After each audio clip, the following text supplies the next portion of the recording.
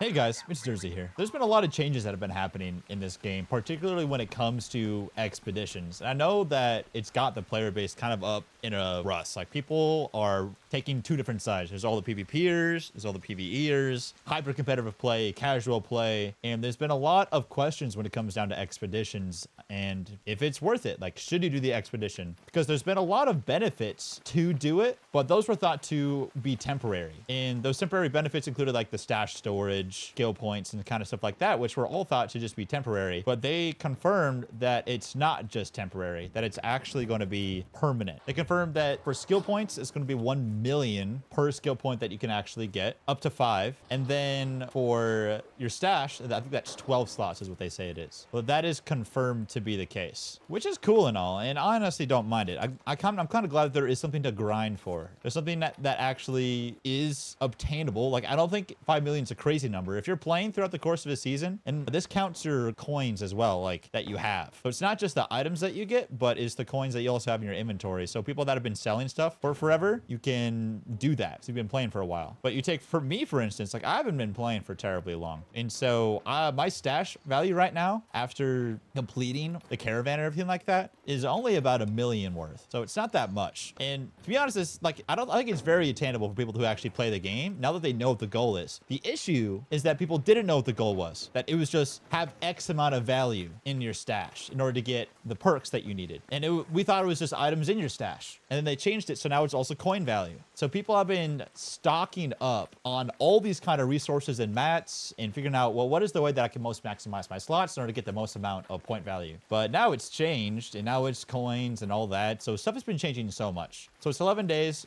before the expedition process opens. And then once it opens, then there's like a 6-day period. So technically you have like around 17 days to actually come up with the amount of resources that you need, which is totally doable. But that's kind of where like a big issue is that were we given enough time to actually be able to complete this in the way when it comes to casual players, but also for competitive players? Like, I'm not entirely sure if that's the case. Like, I've done the math, and in order for me to actually be able to go from 1 million to about 5 million, at least by the 17th, around 400,000 a day that I would have to grind in order to actually be able to do this thing. I think this is not a bad thing. To have a goal to shoot for, something in a specific number to get all the resources that you actually need, and actually a coin count to get to as you're playing the game. But I think it's just a timing difference. I think in the long run that this is going to be fine. Oh, hello. So this guy faced someone and died. It's a free kit. You know what? I'm going to avenge you, buddy. Ooh, maybe not. How do they know that I'm here? Now he knows that someone's coming for him. But we got to find this dude, and I got to avenge my brother here. But I have a kettle, I have an anvil. I definitely think that I can do it.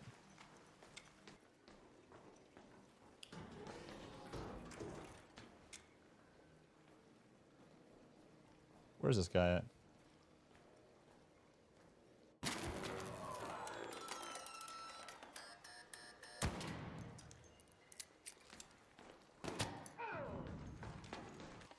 See if he chases me. Hey, what's the story there, bud? Maybe we can reposition. Try to get this guy out of here. I'm gonna fully heal up here. I think I'm gonna drop down. Hearing doors open.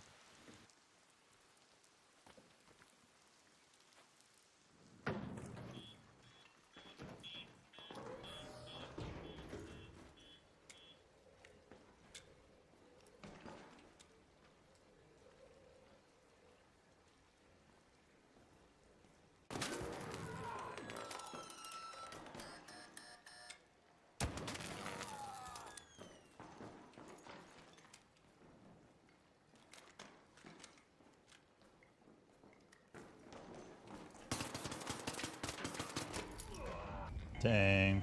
Just, wow. That's unfortunate. That guy was low, too. All right, whatever. It's a free kit. And that comes to exactly what we're talking about here, is that free kits are kind of ridiculous. And I say that for a couple of reasons. Because at this point, I just came in and risked absolutely nothing. There is nothing at hand that I risked to go into this raid. And I came against someone who was using an actual kit. He was using an anvil too. Usually you can't really just find those laying around, and you don't spawn in with anvils. So he either found it or he came in with it. I'm willing to bet that he came with it. So I lost nothing, and I almost just beat him there with his actual full kit while I came out with nothing. And when you have a certain coin count that you're trying to reach, then it makes sense to just go in again, to go and just use a free loadout in a free gun, because it's only profit. You're not losing anything. Instead of coming in with a custom loadout and using any of these guns that cost a certain amount. Because when you actually build a loadout, you're going in with like, what, 70K worth of stuff? And that adds up over time, especially if you're dying over and over again. And sure, you get a safety pocket normally, but is that really worth it versus all of this here? Because here, what is the maximum amount of value you are actually getting from a safe pocket? You're not really getting that much unless you're questing and you want to get certain parts for your upgrades in your workbench. Like, that's the only way in which I think it actually makes sense to have one safe pocket. The moment you get your 2 or 3, it becomes a little bit more worth it if you can hold on to, let's say, any of these units, but these aren't even worth that much. They're like 5K a piece. So in reality, I think that free loadouts is really something that endorses this kind of playstyle. They need to do free loadouts differently. So I don't know about you, but I've been going into raids and I've been seeing almost nothing but free loadouts. There's been a few people that have had normal loadouts. A few, not many, but a few. And man, the game is just so different because you can spawn in with a kettle and you can go in and you can just wreak havoc. Like right there, I mean, I almost had him. I missed, unfortunately, but I definitely almost had him there. Luckily, I got an anvil from the weapon crate, but immediately I picked up an anvil and it was as if I was an actual player.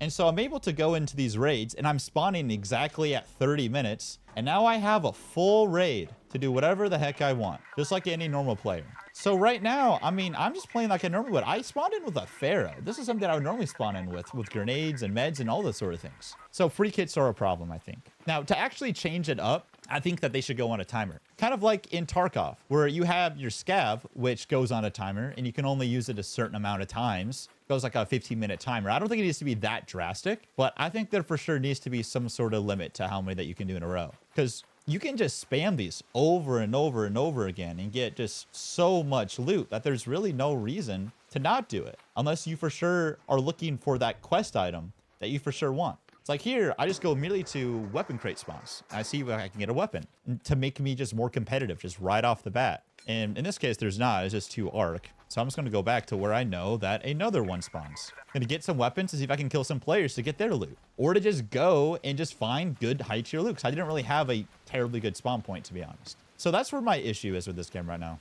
Honestly, is with free kits. Because right now, me and my buddies that know that we need to grind in order to go and hit this couple million of loadout space, we're just going to be running free loadouts. It's not worth it to go in with a 200,000 credit kit because you're usually not going to be able to reimburse that on your way out. Or you just die to someone who's camping somewhere with an El Toro and with shock mines. I would much rather go and die with the free kit and have just unlimited upside and no downside because I'm not losing anything. I just lose ego. That's all I lost. With that last fight that I just lost ego. I guess time too. Time's another factor in there. There's enough stakes to be had here in this game that make it just really worth playing. And it's as much stakes as you want it to, which is why I have a problem with the entire free loadout thing, because it just totally diminishes the stakes bit, where it's like, there's just not as much at stake anymore. And so what's the point? And I'm not sure if they're actually going to fix this, because I know that they have to cater to their player base. And their player base is very wide, to be honest. It's comprised of people that are both competitive, but also casual. So people are all over the place when it comes to how they enjoy this. But anyways, what I'm really trying to say is that games like this, extraction shooters in general, are fun when there are stakes. When there's something that is actually on the line. When it comes to your gear, when it comes to ego or anything like that. Like, that's what makes it fun. Is that when you have something to work on, you have a goal to work towards, and when getting out with loot actually means something. And when actual progression takes something that you need to, like, actually fight for. But when you take that away by having just unlimited free loadouts and things of that nature, is it really worth it? And I'm not entirely sure if it is, which is why I think they need to totally limit the amount of free loadouts that you can actually have. But at the end of the day, I really do enjoy this game. I think it's fantastic. I enjoy a lot of components about it. I enjoy the workbench system and being able to craft stuff. I like being able to play with my friends and with my dad. I enjoy proximity chat. There's a lot of things that I really enjoy, but there are some things that definitely need some tweaking and some stuff to work on. But I will be going on the expedition. I'm going to try to get as much currency as I can in order to convert it to skill points, because it's worth it. In the long run, this system is worth it. There's just a couple tweaks that need to be done along the way. Hope you guys enjoyed the video, and I'll be seeing you guys in Speranza.